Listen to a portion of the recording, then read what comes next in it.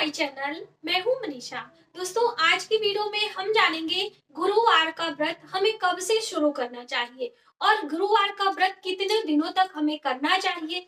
गुरुवार के व्रत में हमें क्या-क्या फलाहार ग्रहण करना है और उद्यापन विधि कैसे करनी है। साथ ही गुरुवार के दिन हमें क्या-क्या नियम फॉलो करने होते हैं, यानी कि क्या-क्या चीजें विशेषकर हमें नहीं करनी होती हैं। दान में हमें क्या-क्या चीजें जरूर देनी होती हैं, हमें किन्हें भोजन कराना होता है उद्यापन विधि में, और साथ ही किन मंत्रों का जप करना होता है, कैसे पूजा करनी होती है। सभी विस्तार पूर्वक हम जानकारियां देंगे, तो वीडियो पर आप इन तक बने रहें, जिससे ये जानकारी प्राप्त करके गुरुवार का व्रत आप कर सकें। साथ ही यदि आप इन दिनों माहवारी यानी कि पीरियड से हो जाते हैं, तो क्या आपको व्रत कंटिन्यू रखना है, व्रत की काउंटिंग होगी कि नहीं, कुंवारी लड़कियां यदि व्रत कर रही हैं तो वो कैसे करेंगी। इतनी सारी जानकारी एक ही वीडियो में हम शामिल करने की कोशिश करेंगे। तो चलिए देर न करते हुए वीडियो की शुरुआत करते हैं। दोस्तों, यदि आप हमारे चैनल पर पहली बार आए हैं, अभी अभी आपने हमारे चैनल को देखा है, तो प्लीज प्लीज चैनल को सब्सक्राइब जरूर करें, जिससे हम कोई भी वीडियो अपलोड करते हैं तो उसका नोटिफिकेशन आपको सबसे पहले प्राप्त हो। हम बात कर रहे हैं गुरुवार व्रत करने के नियम और विधि के बारे में। तो गुरुवार का व्रत हमें कब से शुरू करना चाहिए और किन किन मनोकामना पूर्ति के लिए किया जाता है। कोई भी इंसान व्रत करता है तो ये बातें सबसे पहले मन में आती हैं। तो गुरुवार का व्रत दोस्तों हमेशा शुक्ल पक्ष से शुरू करना चाहिए, कोई भी व्रत हो। सिर्फ शनिवार का व्रत आपको कृष्ण पक्ष से शुरू कर सकते हैं, लेकिन बाकी सारे व्रत शुक्ल पक्ष से ही शुरू करना हमारे लिए हितकर होता है। और कितने दिनों तक रखना है, तो आप 16 गुरुवार का व्रत कर सकते हैं, जैसे कि जो कुंवारी लड़कियां होती हैं विद्या बुद्धि प्राप्ति के लिए, या फिर आप विवाह के लिए रख सकती हैं। विवाह में विलंब हो रहा है तो भी ये व्रत किया जाता है। तो इनके लिए जो व्रत करते हैं वह 16 गुरुवार का व्रत आपको करना होता है। और यदि आप किसी विशेष मनोकामना यानी जैसे संतान प्राप्ति के लिए, घर में सुख समृद्धि के लिए, वैवाहिक जीवन में कोई परेशानी आ रही है, आपको अपने पति से कोई नौकरी व्यापार संबंधी कोई परेशानी है, धन संबंधी दिक्कतों के लिए भी गुरुवार का व्रत करते हैं, तो इसे लंबे समय तक किया जाता है। तो 3 वर्षों तक आपको करना चाहिए। गुरु का जो अंक होता है वो 3 अंक होता है, तो आपको 3 वर्ष तक यदि लगातार आप करें तो ज्यादा अच्छा होता है। तो इस तरह से ये आपके नियम हो गए। साथ ही गुरुवार के दिन हमें क्या क्या वस्त्र धारण करने चाहिए, क्या फलाहार ग्रहण करना चाहिए, अब वो हम जान लेते हैं। दोस्तों, गुरुवार का व्रत आपको जब शुक्ल पक्ष से शुरू करें तो पहले ही दिन जैसे ही आपने व्रत शुरू करना है, उस दिन आपको संकल्प जरूर लेना चाहिए। संकल्प लेने की क्या विधि होती है, आपको हाथ में थोड़े से अक्षत और पुष्प लेना होता है, या आप चने की दाल भी ले सकते हैं, वैसे अक्षत लेते हैं। और थोड़ा सा इस तरह से ये पुष्प है, और पीले पुष्प आप लेकर भगवान गुरु की एक प्रतिमा रख ले, जो भगवान विष्णु स्वरूप होती है उनकी आप रख ले, और उन्हीं के सामने आपको संकल्प लेना है कि हम 16 गुरुवार करेंगे या 3 वर्षों का गुरुवार कर रहे हैं। कुछ दक्षिणा भी आपको रख लेना है और उनके चरणों में आपको छोड़ देना है। इस तरह से आपका संकल्प हो गया। अब इस व्रत को आपको कंटिन्यूअसली रखना है, बीच में आपको छोड़ना नहीं है। यदि मान लीजिए पीरियड हो जाता है, जिसे आप माहवारी भी कहते हैं, तो भी आपको व्रत तो करना ही करना है। सिर्फ आप माहवारी के दिनों में पूजा नहीं कर सकते हैं, ठीक है। उस दिन आप जैसे हाथ पैर धोए, स्नान करें, साफ वस्त्र पहने, मन में भगवान के ध्यान स्मरण करें, पीले भोजन आप ग्रहण करें, यानी कि जैसे आप व्रत करते हैं वैसे करें। सिर्फ पूजा नहीं करना है। कथा भी आप सुन सकते हैं, कोई और सुनाना चाहे तो वो भी सुना सकता है, या फिर आप स्वयं मोबाइल पर भी सुन सकते हैं। इस तरह से गुरुवार के दिन, पीरियड के दिनों में आप करें। यदि आपको कहीं जाना है तो आप व्रत रखते रखते जा सकते हैं, ऐसा कोई प्रॉब्लम नहीं है। बहुत इमरजेंसी है तो आप जा सकते हैं। तो ये जरूर आपको ध्यान में रखना है। अगली महत्वपूर्ण बात आती है, बहुत सारे लोग पूछते हैं कि हमें क्या भोजन ग्रहण करना होता है। तो दोस्तों, इन दिनों में आपको नमक का सेवन बिल्कुल भी नहीं करना है। यदि आपको गुरुवार व्रत का लाभ लेना है तो इन दिनों नमक का त्याग करना है। यदि आप किसी बीमारी से ग्रसित हैं, जैसे शुगर पेशेंट वगैरह हैं, तो वो बिना नमक के नहीं रह सकते हैं, तो वो व्रत ना रखें। वो सिर्फ गुरुवार व्रत के दिन पूजन कर लें, पीले वस्त्र धारण कर लें और फिर पूजा के बाद आप साधारण सात्विक भोजन ग्रहण कर सकते हैं। इस तरह से भी व्रत पूजा का लाभ लिया जा सकता है। और इन दिनों जो आप भगवान बृहस्पति देव की पूजा कर रहे हैं, जैसे दो प्रकार से रखा जाता है। यदि आप अपने बर्थ चार्ट में गुरु ग्रह को मजबूत कर रहे हैं तो बृहस्पति देव की प्रतिमा आपको रखनी चाहिए। और यदि आप भगवान विष्णु के निमित्त रख रहे हैं तो जो प्रतिमा होती है उनकी केले के पत्ते वाली, वो वाली प्रतिमा आपको रखना है। बस ये आप ध्यान में रखें कि आपको किस कारण से ये रखना है। जैसे कुंवारी लड़कियां ज्यादातर गुरु ग्रह बृहस्पति को मजबूत करने के लिए करती हैं, जिससे कि उनका विवाह जल्द हो सके। तो वो प्रतिमा हम यहाँ पर पिक्चर में दिखा दे रहे हैं। तो ऐसी प्रतिमा आपको लेनी चाहिए और केले का वृक्ष भी होना चाहिए। केले के वृक्ष के साथ में आप पूजन करें। यदि बहुत ज्यादा परेशानी है तो आप फिर पीपल वृक्ष के नीचे भी ये पूजन कर सकते हैं। ऐसा भी हमारे पुराणों में बताया गया है। तो आप वहां पर जाएं या फिर अपने घर में ही भगवान बृहस्पति देव की प्रतिमा रखकर पूजन करें। पीले आसन दें एक चौकी पर और फिर उन्हें हल्दी अष्टगंध का तिलक लगा दे, पीले पुष्प चढ़ा दे और भोग में आप मुनक्का, गुड़ और चने की दाल भिगा लें। भीगी हुई चने की दाल का भोग लगाते हैं। इस तरह से भोग लगाएं। एक पात्र में जो है पीतल का बर्तन होना चाहिए, उसमें आप गंगा जल, हल्दी और चने की दाल, थोड़ा सा गुड़ लेकर वो जड़ में पेड़ में आपको जल डालना है, वो आप करें और परिक्रमा जरूर करें। हम हमेशा आपको बताते हैं चाहे आप तुलसी की पूजा कर रहे हो, पीपल वृक्ष की पूजा कर रहे हो, तो परिक्रमा करने से उस व्रत का, उस दिन का आपको लाभ अधिक मिलता है। तो आप परिक्रमा जरूर करें। परिक्रमा में विषम की संख्या में परिक्रमा करने का विधान है। तो 3, 5, 7 ऐसे परिक्रमा पूजा के बाद आप करें, ठीक है। और उस दिन इस तरह से पंचोपचार विधि से पूजा करके एक घी का दीपक जरूर प्रज्वलित करें, धूप दीप दिखाएं और भोग लगाने के बाद आप भगवान बृहस्पति देव की जो पुस्तक आती है, ये हम दिखाना चाहेंगे। ये पुस्तक आप थोड़ी पुरानी हो गई तो माइंड मत करिएगा। ये इस तरह से पुस्तक आती है, इसमें कथा है। उस कथा को आपको सुनना है, पढ़ना है, सुनाना भी है। दोनों कोई भी कार्य आप करते हैं वो सब आपके लिए बहुत लाभकारी होता है। तो इस तरह से आप ले लें। यदि पुस्तक नहीं है तो मोबाइल पे भी देखकर आप सुन सकते हैं। तो इस तरह से गुरुवार बृहस्पति भगवान का जो है कथा सुने। पूजा में इत्र का प्रयोग आपको जरूर करना होता है और साथ ही जनेऊ आपको चढ़ाना होता है। तो ये छोटी छोटी चीजें हैं जो कि आपको ध्यान में रखनी है। अगर अभी आप शुरू कर रहे हैं तो आप जितनी भी सामग्री है शुरू करें, अगले गुरुवार को आप ये सभी चीजें एकत्र कर सकते हैं। ऐसा करके गुरुवार व्रत आप करें। अब उस दिन बहुत सारे लोगों के मन में होता है कि हमें क्या क्या चीजें करनी होती है, क्या नहीं करनी होती है। जैसे कि उस दिन आपको हल्दी वाले जल से स्नान करना होता है। अपने बाल को आप ना धोएं, हेयर वॉश उस दिन नहीं करते हैं, शेविंग नहीं करते हैं अगर पुरुष भाई हैं तो। और महिलाएं भी थ्रेडिंग वगैरह जो कराती हैं, हेयर कट करवाती हैं, वो सब ना करें। एक दिन पहले यानी कि बुधवार के दिन ये सभी कार्य आप करे रहें। और साबुन यानी क्षौर क्रिया यानी साबुन सर्फ का भी इस्तेमाल अपने बॉडी पे आप ना करें। अपने परिवार के लिए आप कर रहे हैं तो वो सभी आप करें। जैसे कि बच्चों के लिए करते हैं, बर्तन धुलते हैं, ये सब में नहीं माना जाता है। और बहुत सारे लोगों के मन में ये होता है ना कि हम घर में झाड़ू भी ना लगाएं, पोछा भी ना लगाएं। तो ऐसा नहीं है। आप जो नित्य कार्य कर रहे हैं वो आप करें।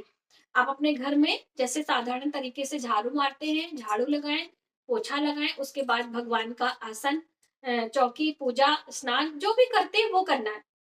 जाले वगैरह नहीं करने हैं। विधिवत तब सफाई जैसे हम दीपावली पर करते हैं या कबाड़ हम बेचते हैं या फिर और भी पुराने बहुत सारे कपड़े वगैरह निकाल के धोने लगते हैं, तो ये सभी कार्य आपको नहीं करने होते हैं। ये सभी हमारे लिए हित में नहीं होता है। और कौन सा मंत्र जप करें ये भी बहुत विशेष बात होती है, क्योंकि उन दिनों जब हम कोई व्रत उपास करते हैं तो मंत्रों की बहुत बड़ी कृपा होती है।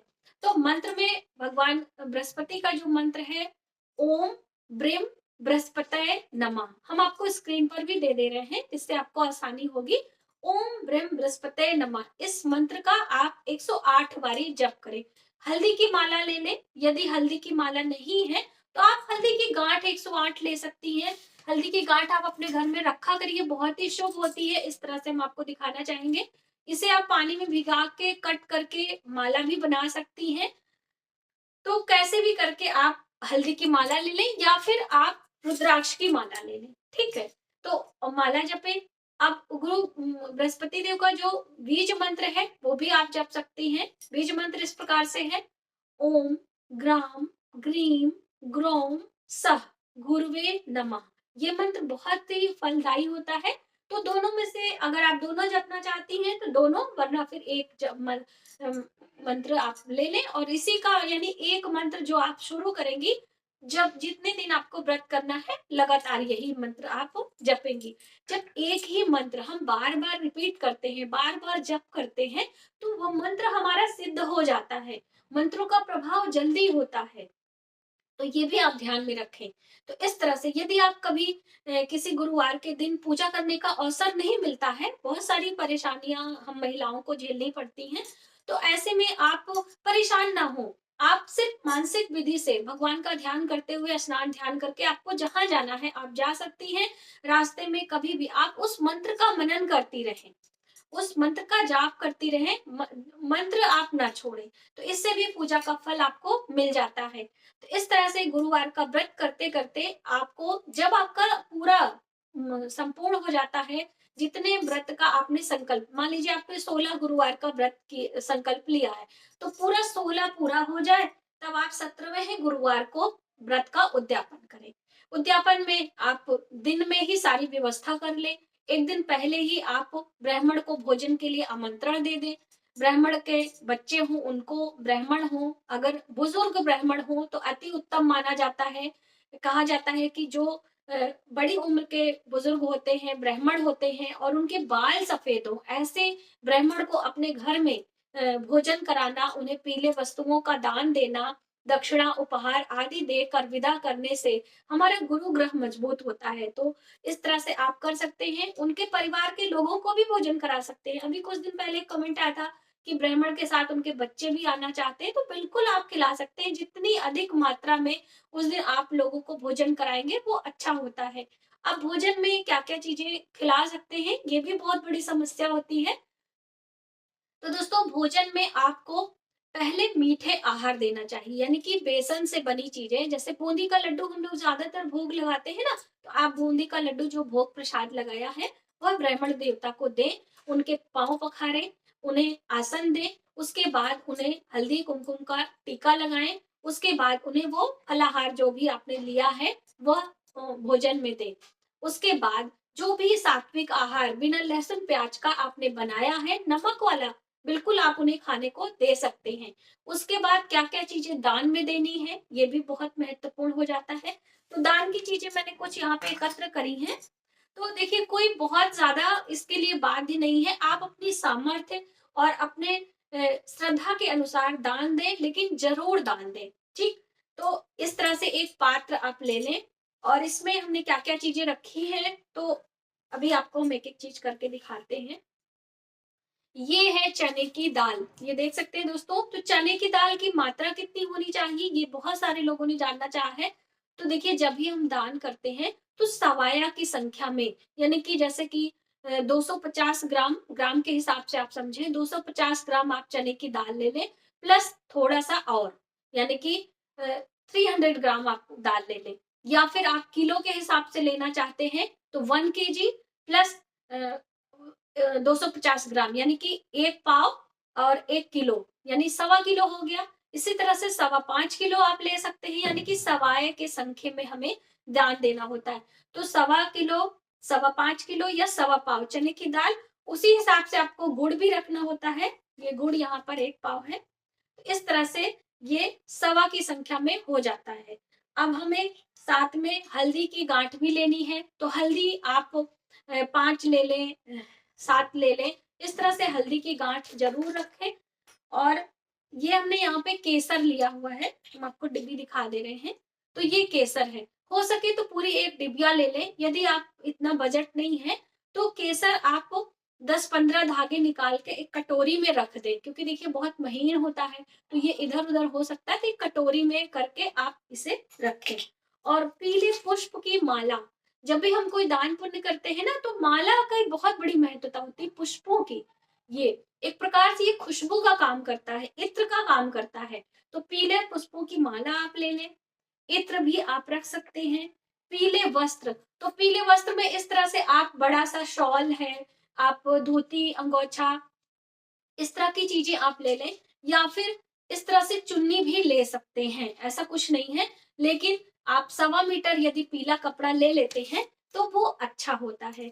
साथ ही आपको चूड़ियां लेनी होती हैं, ये पीले रंग की चूड़ियां। यहाँ पर दक्षिणा है, तो आप अपने सामर्थ्य के अनुसार दक्षिणा जरूर दें। और जनेऊ, तो जनेऊ एक आप दे सकते हैं। ये मैंने ऐसे बंडल हम लोग खरीद के रख लेते हैं, अक्सर पूजा वगैरह करते हैं, लेकिन इसे पीले रंग से आप हल्दी से रंग दें। सफेद जनेऊ हम ना ही देवताओं को चढ़ाते हैं और ना ही दान में देते हैं। और ये अष्टगंध का तिलक है, जैसे कि चंदन भी दान करने की बात कही गई है, तो हमने अक्सर हम लोग अष्टगंध का तिलक लगाते हैं, तो वही चंदन हमने ले लिया है। इस तरह से ये सभी चीजें एक साथ आप रखकर ब्राह्मण देवता को दें।